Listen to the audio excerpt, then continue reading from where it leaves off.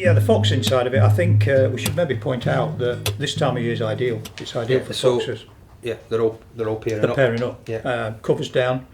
We've got a problem now with lambs here. The farmers lost a couple of lambs on the side here. Yeah, it's the that farmers time of year. Or the lambs are coming early this year. Plus, we've had the hard weather. Yeah. And that hard weather is probably quite unusual for here. We've had about 5 or 6 days, 7 days of frost, which we don't get a lot of frost normally being so close to the coast, but it's been noticeably cold.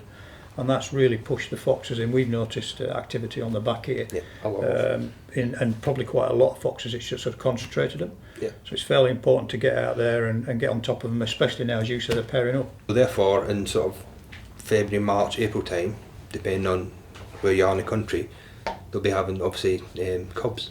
So we want to try and get them before those cubs are born, so that we're not offering any of the cubs. Yeah, because one vixen in 3 months becomes 5, 6, sometimes 7. even more. Yeah, and obviously one dog fox might have 2 or 3 vixens in his territory that he's then having to feed as well. So he'll be out taking all the vulnerable or easy to catch prey, which tends to be pheasants, ground nesting birds, all your nice little fluffy rabbits and stuff. I think again we should point out that one of the reasons for one of the big increases in fox numbers has probably been their ability to adapt. I mean, they're a top end predator. I mean, they've been controlled forever, hard, and the technology is available to us now that we can actually shoot foxes at night with them no lights, so with thermal. Gone are the days of the old car battery and lamp. Batteries and lamp and running around. And everyone thought with the advent of night vision and thermal, would decimate the foxes. It's not in any way. In fact, if anything, there's probably more foxes.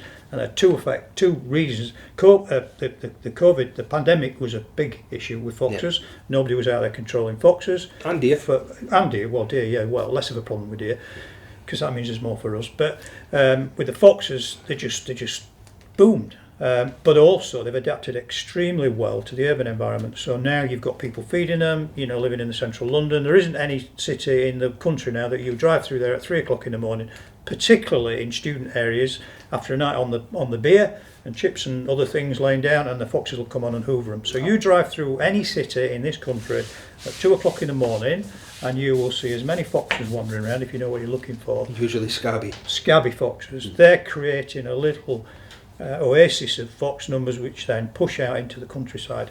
I actually know of guys some guys will use bait stations for the foxes, so keep the foxes coming back night after night to the same area.